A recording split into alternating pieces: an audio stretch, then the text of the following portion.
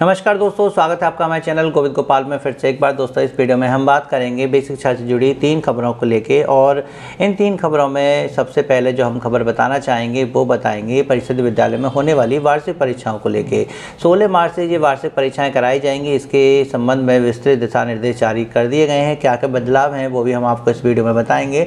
लेकिन इस परीक्षा से संबंधित जो महत्वपूर्ण जानकारियाँ हैं उसमें यही है कि ये परीक्षाएँ 2 पाली में कराई जाएंगी, एक इंटरवल से पहले और एक इंटरवल के बाद।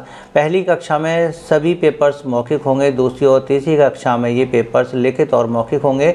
लिखित और मौखिक का रेशियो 50-50% रहेगा। वहीं 4th और 5th क्लास में यानी चौथी और 5वीं कक्षा में लिखित और मौखिक परीक्षाओं का जो रेशियो होगा वो 70 और 30% रहेगा। 6 से 8 तक की कक्षाओं में केवल और केवल लिखित परीक्षाएं ही कराई जाएंगी। इन कॉपियों के मूल्यांकन के लिए निर्देश दिया गया है कि कक्षा 1, 2, 3, 4 की कॉपियां विद्यालय के अध्यापकों द्वारा ही चेक की जाएंगी। लेकिन कक्षा 5 की जो कॉपी है वो न्याय पंचायत स्तर पर चेक की जाएगी। न्याय पंचायत पर जाकर अन्य विद्यालय के शिक्षक इसको चेक करेंगे। वहीं कक्षा 8 की पुस्तिका विकास खंड के स्तर पर चेक की जाएगी और उसे विकास खंड के किसी भी अध्यापक के द्वारा चेक कराया जा सकता है। मूल्यांकन का काम जब पूर्ण हो जाएगा तो रिजल्ट वितरण जो है वो आपका 31 मार्च को होगा। इस बार 31 मार्च को जब बच्चों को रिजल्ट दिया जाएगा तो वो केवल बच्चों को नहीं दिया जाएगा बल्कि अभिभावकों को भी साथ बुलाया जाएगा। बच्चों के द्वारा जो उत्तर पुस्तिका में लिखे गए हैं वो कॉपी अभिभावकों को दिखाई जाएगी और उसके बाद छात्रों को उनका रिपोर्ट कार्ड यानी रिजल्ट कार्ड दिया जाएगा। तो इस बार अभिभावक रिजल्ट कार्ड वाले दिन विद्यालय में आएंगे, बच्चे ने कॉपी में क्या लिखा है ये देखेंगे और जो उसको रिपोर्ट कार्ड मिलेगा उसको देखेंगे। उसके बाद अध्यापक का जो मुख्य कार्य है बाद में वो है बच्चों की प्रोन्नति का। परीक्षा फल वितरण के बाद अध्यापक बच्चों को अगली कक्षा में प्रमोट करेंगे।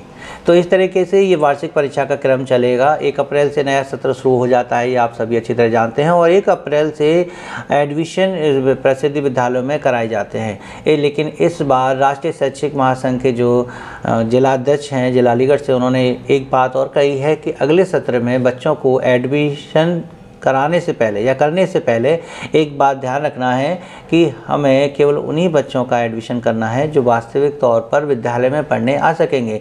क्योंकि ज़्यादातर बच्चे इंग्लिश मीडियम में एडमिशन करा लेते हैं और जो सरकार के द्वारा 1200 रुपये उनके खाते में भेजे जाते हैं, अभिभावकों के खाते में भेजे जाते हैं, वो शुरुआत में ही भेज दिए जाते हैं, जिसके बाद वो उस पैसे का प्रयोग प्राइवेट स्कूल में एडमिशन करने के लिए करते हैं और वहाँ पर अपने बच्चे को पढ़ाते हैं और प्राथमिक विद्यालय में नाम ऐसे ही चलता है। लेकिन ऑनलाइन व्यवस्था होने के बाद अब ये व्यवस्था बहुत मुश्किल हो जाएगी कि बच्चे का नाम यहाँ भी चलेगा और प्राइमरी स्कूल में चलेगा, ऐसा मुश्किल है।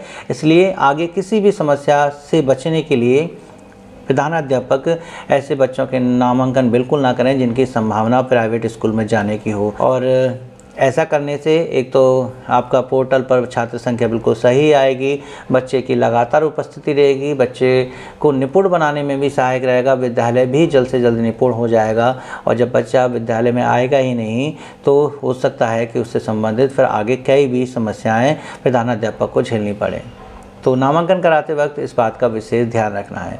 तो यह राष्ट्रीय शैक्षिक महासंघ की तरफ से एक सुझाव था सभी प्रधानाध्यापक के लिए। साथ ही एक तीसरी खबर और है बेसिक शिक्षा से जुड़ी, वो हम आपको बता दें कि एक ज़िले की बात है। ज़िले और विद्यालय के नाम इतना मुख्य नहीं, जो उसमें बात बताई जा रही है वो हम आपको बता देते हैं कि यदि परिषद विद्यालय की बाउंड्री वॉल के पास अगर कोई अपने जानवर को बांधता है, पशुओं को बांधता है, तो उससे की शिकायत आप अपने विकास खंड पर और या फिर जिला बेसिक शिक्षा अधिकारी को कर सकते हैं।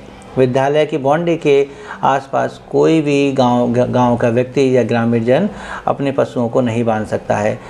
बस वो ज़मीन जो है विद्यालय की ही हो या फिर पंचायत की हो, व्यक्तिगत किसी की ना हो।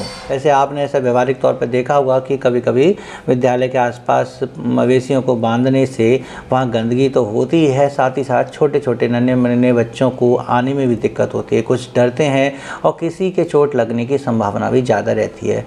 इसको ध्यान में रखते हुए प्रधानाध्यापक पहले ग्रामीण जन से वार्ता करेंगे और उनको वहाँ से हटाने के लिए कहेंगे। यदि वो ज़मीन पंचायत की या फिर किसी भी तरीके से जो है स्कूल की है तो ये इस बात को आप उनसे कह सकते हैं। और अगर वो फिर भी नहीं सुनते हैं तो इसकी शिकायत अपने उच्च अधिकारियों से कर सकते हैं।